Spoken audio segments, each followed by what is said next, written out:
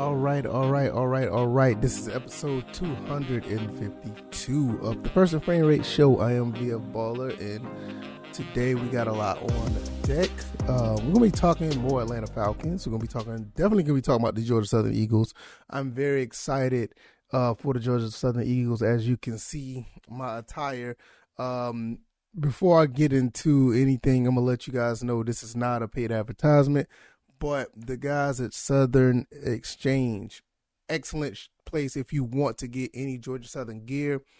Go to that place. Like I said, it's not a paid advertisement, but I frequently order stuff from them, and I need to take a visit down there to the store because I got a lot of punches to get $10 off of my next purchase. I got a handful of them. Need to go down there and take advantage of the next time I'm in Statesboro, but. Yeah, this is where I got the hat from. I got some other stuff for my son, my wife. I even got the ugly sweater. Excellent place to go. I mean, I really, I absolutely, recommend going there if you're a Georgia Southern fan. Great Georgia Southern apparel. Great place. Not a paid advertisement. I'm just letting you guys know it's a good place to go. I wish I would get a paid advertisement on something. Maybe one day. But nevertheless, over here, we talk about Georgia Southern football. We talk about Atlanta Falcons football. This is basically a show / podcast where I talk about things throughout the week. I do also do daily videos where I talk about the same type of stuff. And but this is going to be in podcast form. You can listen to this show on iTunes. You can listen to it on Spotify. You can also listen to it on Anchor or Podcast Addict, any of those avenues that you listen to podcasts, either on your Apple or Android device. Easy the way to find it. You can just type in First and Frame Rates. I should pop right on up. Or I think you can even put in VF Baller and it'll pop right on up.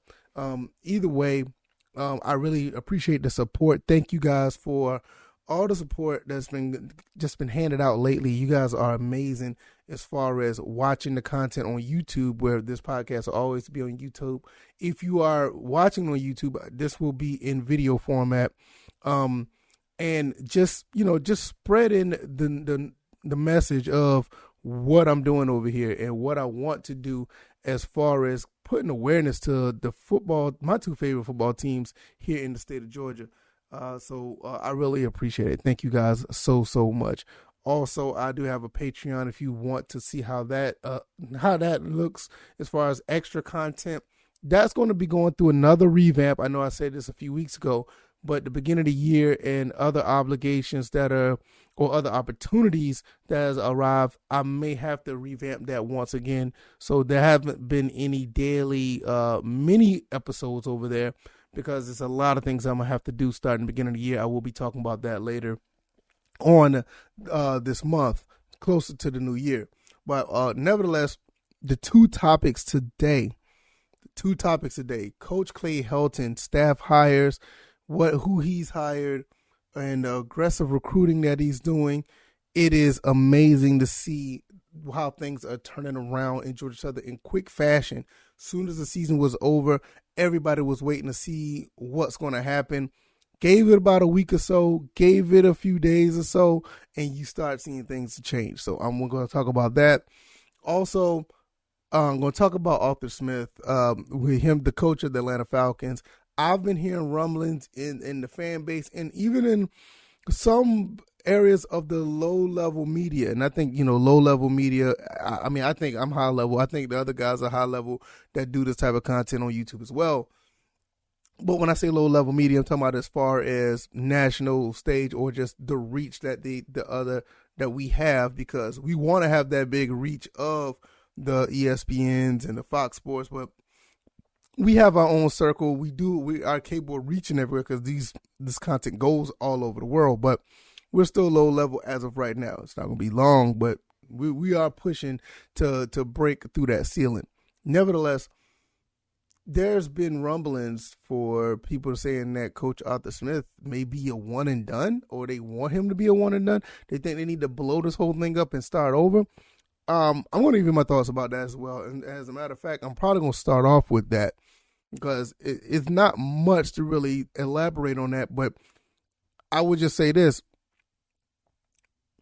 Coach Smith is I think Coach Smith is a little bit older than I am.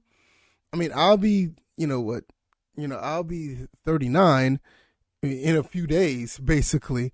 My birthday is December 14th, so my birthday is coming up within the next week. Coach Smith was born in March of 82. I was born in December 82, so he's literally, he's a very young coach, very young. Has a lot of experience, but he's a very young coach. And this is his first year as the Falcons coach. And right now we are right behind, basically we're a game behind being in the playoffs. And with that being said, that is, I don't see a problem with his job performance. I know some people give it a C or a D, and I understand it. I'm not really going to give him a letter grade until the end of the year. But as of right now, I don't see why would you get rid of him and want to start over with the hand that he was dealt. Yeah, I know some people say, oh, Will sold a bad bill of goods. He came in talking all this stuff about what he want to do and how he's going to change things and the aggressiveness of how, he's going to be able to turn this team around. He has turned his team around. You know what I mean? He's turned his team around. If you don't, know it or not. But I just don't understand it. It's like he's at 5-7 right now. He's one game out of the play. He's literally a half a game out of the playoffs right now. If you look at the wild card race, it's a 17. Yeah, he's literally a game out of the playoff picture. If Atlanta goes on a 4. I think they got 5 games left. They go if they win maybe 4 out of the last 5 games, they're in. I believe that they're probably in because they're gonna have the head-to-head against San Francisco. I think they got another head-to-head against Carolina, so that's really significant. So I think he's done an okay job overall. I made a video on my YouTube channel not too long ago asking was this improvement or disappointment. And I've been going back and forth with that because it is kind of disappointing when you see some games that are lost the way they're lost, but it's an improvement because he's basically dealing with a lot of players. I mean, almost 85, 95% of the guys who was here last year, and he's already won more games in less amount of time. So I think there's improvement easily there.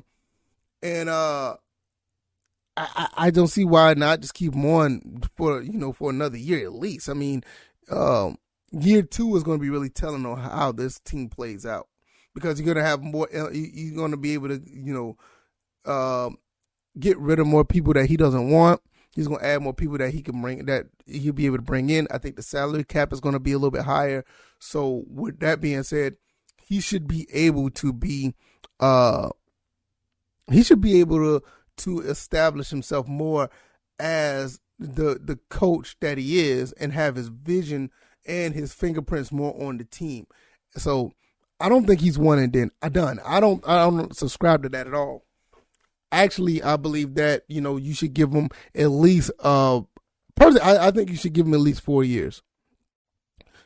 Especially if you're going to continue the route that you're going. You won 5 games with a depleted roster, no wide receiver number 1. Your defense is not where you want it to be. The running game is not where you want it to be. It's still a work in progress on the offensive line. The front 7 has shown they've shown spurts of greatness. To be honest with you, they've done very well at getting at the quarterback. Maybe 50% of the time. I mean, 50%, maybe 60% of the time. The front 7 looks like some world beaters, and then you got the other 30 to 40% where like they can't even stop the run, and that's the type of stuff that needs to be that needs to be worked on. It needs to be so. The only way that's going to be worked on if he continues to do what he does, and he's going to have to continue to evaluate talent. He's going to have to continue to bring his people in, and after 1 year, not even 1 year, after 12 games, I don't see where you say, oh. Let's just go ahead and find somebody else. I mean, who else are you going to find? I mean, even when, Dan Quinn was fired, nobody really knew what type of coach that should have came in. Nobody really had any answers to what type of coach that should have came here. Everybody was just saying, okay, we just need somebody who can help win games. And then, people already talking about, or they've been talking about the Matt Ryan situation. I'm not even going to go down that road because that's a whole nother can of worms I'm not going to get into, whether if we should keep Matt Ryan, get rid of Matt Ryan, or whatever the case may be. I personally don't have a problem with him being on the team, neither here or there. I just know that we're probably stuck with him because of salary cap situation. And I'm going to ask the question about, just like I said about Arthur Smith, who do you bring in if Matt Ryan is not going to be here? I mean, it's like people want to make the moves, but nobody really knows what they want if they make the moves. Okay, what's the solution? Who's going to be here if you're going to get rid of this person? Who's going to be here if you get rid of Arthur Smith? Who's going to be here in place of Matt Ryan? Like, I just don't know. I'm not saying that, keep Matt Ryan. Matt Ryan's the guy. I'm not going to say that because I just don't know. And, I just don't know what's going to happen in the next 3 or 4 years. But I will say, definitely for the coach, I think you should keep the coach at least another 2 to 3 years. I'm serious. I think if you got 5 wins this year, you're probably, I'll say by the end of this year, you're probably going to end up getting 7 wins. So you probably end up going 7-10. Now, that's realistically. You probably end up going 7-10. Next year, you'll probably build off that. So that's a 4-win jump to a 7-win jump. So next year after that, you could probably from a 7-win jump to a 10-win jump. I'm just looking at it like that, and I don't see where, I don't see how that's not possible. So with that being said, let's just let him do what he does. Just let him do what he do. It's still a work in progress. It's only 12 games in. You can't get rid of people too fast like that. So as far as him being one and done, no, I don't think so. And I actually like the job that he's done overall. It's just that I'm just more disappointed when I look at things that, like, man, what is going on? Why are we losing these games? We are in good position to do so. I just think he needs to learn. I feel like he needs to learn how to coach a little bit better. And I'm just looking at it from a sideline. So I'm not an expert, but it just seems like you don't see where certain adjustments are made, or the adjustments that are made are not really the adjustments to close the door on a game.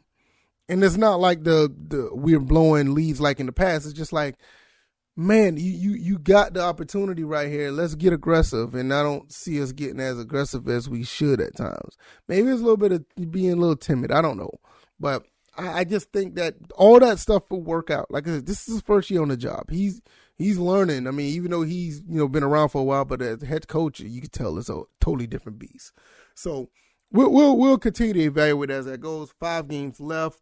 If they win 4 out of the next 5, I feel that they're in the playoffs. But realistically, I think they're going to probably win 2 out of the next 5, maybe 3 and 3. But we'll see, and we'll continue to talk about that as it goes. Now, something you guys been waiting for. Let's get into the Georgia Southern football team. This coaching staff hire. Oh man, it is. Man, I can't tell you how. I can't tell you guys how excited I am. I just don't know. You know what? I'm not gonna put on the shades. I'm not. If you know me from last year, I used to wear the shades all the time. This is one of the situations where I'm gonna save the shades for signing day. I'm going to save the shades for signing day. If you're watching me on YouTube, I got these aviator shades. Man, I used to wear these last year. I thought I looked really cool. But if you know me from back then, when I was doing the same thing, when I talked about Georgia Southern recruiting last year, I was big on the shades. But I'm going to get back to that. I'm not going to do that right now. I don't want to be too hyped right now. But let's talk about these coaching hires. Let's talk about the aggressive recruiting tactics Coach Helton is doing. Phenomenal job what he's doing. First and foremost, after the coaching change, the regime actually changed. Though we already knew that Coach Whitley was going to stay on staff. Coach Whitley staying on staff, that was amazing. I love the fact that he's there. Cornerbacks coach. I already talked about what he can do in a previous video as far as being a cornerbacks coach. All the great guys who've came through from like I said, I'll repeat them again, from Vildor to Marquavian Brinson, Kendall Vildor, Marquavian Brinson, Kendrick Duncan, Jesse Liptrot, Donald Rutledge, like we still got Derek Canteen still here, Tyler Bride. I even forgot one person. I hate the fact that I forgot. Sean Freeman is another one. Oh goodness, what was the kid name that played for the Jaguars? Oh man, God, I forgot him. But yeah, another good defensive back that ended up moving on to the NFL. If I remember that name, I'm gonna I'll put it up here in the pinned column or the comment section, or even you guys would know who he is. I just forgot his name completely. Ended up going undrafted, ended up going to the Jacksonville Jaguars as a undrafted free agent defensive back. I mean, he has been putting guys in the NFL for a long time, so it's good to see that that he's doing big things back at the position that he's in. Now, we also know that Ryan Applin, former Arkansas State assistant, also played quarterback at Arkansas State. He is now going to be the tight end coach. He's going to be the tight end coach. I think he's going to be a passing game coordinator or something like that, or he's going to be assistant with the passing game. Great hire right there, because he has a pretty good mind to actually be offensive coordinator someday. So that is a really good look. As far as the offensive coordinator, we get Brian Ellis. We also get the running backs coach, Ephraim Reed from Michigan State. Phenomenal pickup right there on both areas. Brian Ellis was the offensive coordinator at Western Kentucky. And the running backs coach, Ephraim Reed, he was an offensive analysis at Michigan State. So those guys, great offensive minds. And it just goes right along with Coach Helton, because Coach Helton and Brian Ellis were together at USC. Speaking of USC, strength and conditioning coach, we finally got one, and that's going to be Coach Robert Steiner, strength and conditioning coach from USC, bringing him in for the job. And he has a pretty good resume as well. He has been to places like LSU, Mississippi State, Cincinnati, Notre Dame, and USC. Those are the 5 places. Look, you look at all those places right there. Cincinnati. Cincinnati. What can you say about Cincinnati? Hopefully, they will bust up this college football playoff. That's a whole nother story for another day. But great, he's been in Cincinnati. He's been in Notre Dame. He's been at LSU, Mississippi State. He was the director of football, sports, and performance at USC. And he was serving. Before then, he was the assistant director of football, strength and conditioning. And this is one thing, and I'm not going to put their name out there, but I really was. I didn't really think about this, but somebody came to me and asked me, like, who's the strength and conditioning coach and why these boys aren't beefed up? And I didn't ever think about it until it was told to me. And I looked back, I was like, yeah, some of these boys are looking kind of small out there, and there's a lot of injuries on the team. I never put 2 and 2 together, but I think Robert Steiner is going to change that. Nothing against the strength and conditioning coach that was here before. I can't even remember his name. I do apologize. But I think Robert Steiner is going to change you talk about framing the culture. He is going to frame the culture with strength and conditioning to start out with. So he's going to, all these guys that we're pulling in from Power 5 schools, first of all, Clay Helton is from a Power 5 school. So you pull, Steiner, you pull Ephraim Reed, you're getting guys down. Not even the director of player personnel from Auburn. You're pulling guys down here, and I even forgot about him.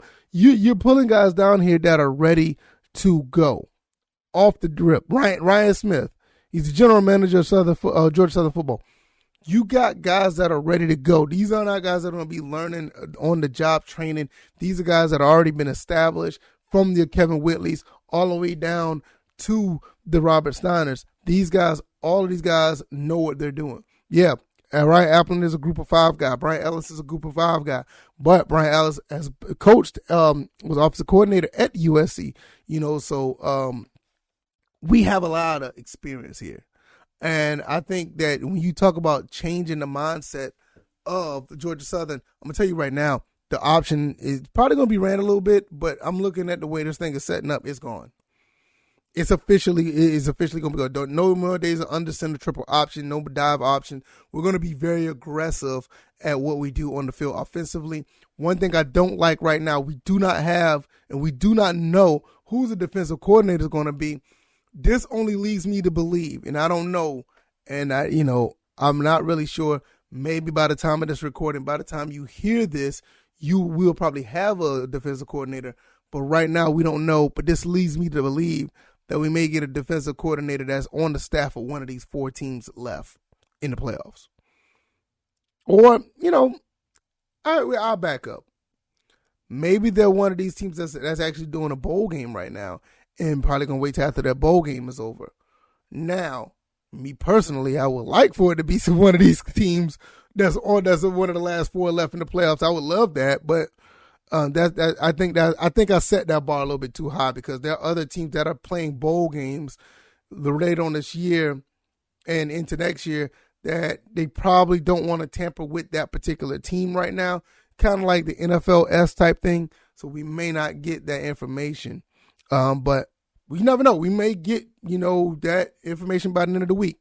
I'll be here to talk about it. Once it comes through, I'll have it up on my YouTube channel, and I'll definitely probably be talking about it on the next episode of this show. So that's basically where we're at right now. We don't have a defensive coordinator. As far as recruiting go, man, before I close, I don't even know where to start with the recruiting, but Coach Helton is already been trying to get anybody and everybody who wants to play for Georgia Southern come play for Georgia Southern. Now, we already got some great guys here. Like the Najee Thompsons, the Tyler Brides, got the Cam Ransoms, Connor Kaliski, Segelski. Man, I keep messing that up. Segelski. The 2 running backs we still got with Joe Green and Jalen White. We still got those guys. Derwin Burgess at receiver. We still got Amari Jones talking about returning. We have some pieces here already that would do great under Coach Helton, I believe, personally. I believe that. I totally believe. But when you look at what Coach Helton's doing, he's trying to pull kids that's already committed. Guys, there's a group of a couple of brothers that decide to go to Western Kentucky from Georgia, trying to pull them down here back to come back home. And, that is very exciting to see when you're talking about brothers or a family that want to see their children play. They don't have to go across the country to go see their child play or watch the young boys play. If they're right up the road in Statesboro because they're from South Georgia, it makes it all a wow. Get the opportunity for these guys to play together. We already got a couple of talking about defensive backs and defensive back Coach Whitley. Man, did you see the guys that we're getting right now? The Ashton Whitners, Mark Stampley. That's the guy I wanted to talk about in my last video when I was driving home from work. Mark Stampley, player, I think he's 2.5A, player of the year. I mean, we're getting these kind of players coming to Georgia Southern in our secondary, and you already know how bad our secondary was. Our secondary just was not where it needed to be, but now we're starting to get established, bringing guys in that's going to be ready to go. I believe these guys are going to be ready to go, and I think Coach Helton is going to get these guys on the field if they're ready to go. There's, one thing that kind of handcuffed us last year was the fact that we prioritized seniority over talent. This is why when you saw the young guys come into play, they played so fast and furious, and they were ready to go, and they were actually successful moving the ball down the field. They was actually successful showing some progress. But then again, we were prioritizing seniority, and I get it. I get it. But I think those things are out of the window. I don't think we have to worry about that. I think some of these young guys are going to come and play. Some of these guys are transferring in. They're going to be ready to play. And I think this is one of the reasons why I think not only that we're going to be able to compete in the East with what we have, I think with his coaching staff and his aggressive recruiting, we're going to be able to compete for a Sun Belt title. I firmly believe that. What Coach Helton is doing is nothing short of amazing. And he's already saying, hey, look, from Thursday to Sunday, he's going back on the road. Because Sunday is next week. He's going back on the road to try to get as many players who want to commit right now. And I mean, you just look at what's going on here. And I mean, I'm just going to name a few players that's already committed so far for 2022. I want to try to get some of these guys. Okay, these are the hard commits really quick. I want to just run through everybody's names. Ashton Whitner from Greenville, South Carolina. Pachon Wembley, inside offensive lineman, from Noonan, Georgia. Shout out to Noonan. I got family in Noonan. I need to go see them next time I visit. Griffin, Georgia. Jacob Hammonds, linebacker. That's committed. Nate Lewis from Hazelhurst, Georgia. Chandler Strong from Warner Robins from Houston County, not Houston for some of you people. Some people say that wrong. That's not from Georgia. It's Houston County. Mark Stampley, like I said, from Stars Mill, Fayetteville, Georgia. Man, this kid right here looks so special. You need to look at the tape on this guy. Another safety, Zaire Thornton, another one from Alpharetta, from Milton. Dalen Cobb is an athlete from Washington Wilkes, Washington, Georgia. This kid to me, he reminds me of another Amari Jones or Derwin Burgess. He looks like he do a little bit of everything. MJ Stroud, edge rusher out of Alcovey, Covington, Georgia. Tristan Jordan, Denmark, from Alpharetta, Georgia. Kevin Speed, Cairo, Georgia. This kid right here looks like he could play quarterback or defensive back. He's an athlete, looks really, really good. Kai Teo from Columbia, South Carolina, Spring Valley. Wow, he's from Spring Valley. It's not too far from my neck of the woods. I live up here in South Carolina. That's interesting. And Deshaun Davis from Cornelius, North Carolina. We pulled somebody from North Carolina. That's really interesting that we got him, defensive lineman, the 6'2", 268. And one transfer we got was Christian Varner. He is coming here to play edge rush as well. Immediate eligibility. He's going to be playing with his former teammate, not Kevon Glenn. Kevon Glenn is, oh goodness, I can't remember his name. Kevon Glenn is from Florida State. The other guy that transferred last year from North Carolina is going to be playing with his former teammate. So that's pretty cool to see that he is going to be playing with us as well. So that I just can't wait to see all of this take place. And I mean, it's just Coach Helton is just on a roll right now, trying to pull as many players as he can and get these guys here ready to play, ready to do big things, and compete for not only Sun Belt, but we're going to be trying to get some real big bowl wins as well. So Kadri Jackson, that's who it is. Kadri Jackson is the former teammate of Christian Varner. So those guys are going to be playing together once again at Georgia Southern. Like I said, I love what I see here. I love what's going on here. What Coach Helton is doing at Georgia Southern is definitely changing the identity of Georgia Southern, changing what we can do over here. We're going to be looking at teams like a Coastal Carolina. We're going to be definitely looking at teams like Appalachian State. We're going to be looking at teams like Georgia State. You look on the other side like a Louisiana, and the guys who are coming in, the James Madisons, the Marshalls, the Old Dominions, the Southern Miss. We're going to be looking at these guys like, you know what? We're going to be modernizing our offense. We're going to be being more aggressive on defense. We're going to bring these guys in here that's going to be able to do some things, and we're definitely going to be punching you guys in the mouth, just like you think you can do to us. So this is the type of stuff that I can't wait to see. We already got some great guys that are already here. You turn that around and add these new pieces. You change how things are going to be when it comes to the offense. I think we got a recipe for greatness here. I think some of these kids are going to end up being great. Some of, the coaching staff is going to be looking great. We're going to be in a really good position to be successful. And I saw this coming once Coach Helton was coming in, and I was like, wait a minute, like we may have something here. And, I know it's still early, but when you look at the writing on the wall, what I see is nothing but situations where we can get better, and better. And hopefully that plays out this way, because even with some of the kids we got now, I'm looking at like I said, we still got guys like Sam Kennerson, you know what I mean? I just talked about Derwin Burger. We still got Mizell Williams. We got guys like that are really able to do some big things. Quinn Williams, he had a phenomenal season this year. You also talk about, oh God, what's his name? I'm going to let you know his name right now. I just did a spotlight on him. Eldrick Robinson II, freshman. I just went back, they talk about seniority over, talent. Eldrick Robinson is the epitome of next man up. Next man up. He did it with all the guys like Bradley Glenn, when he went down, Trent Edwards went down, he came in and stepped in and did big things. Now think about it, with these guys getting a year under their belt and you got more guys coming in ready to play, and not saying, what are we talking about here?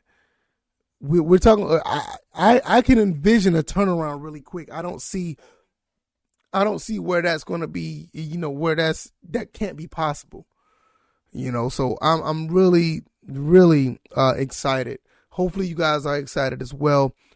I've ran over the 25, 30 minute mark that I normally do these episodes, but it's all because I'm excited. This is a really good time. I cannot wait till next week when we do the signing day, because I will definitely be here for that. I'll be here for the signing day, and we'll be talking about that. I may do that live.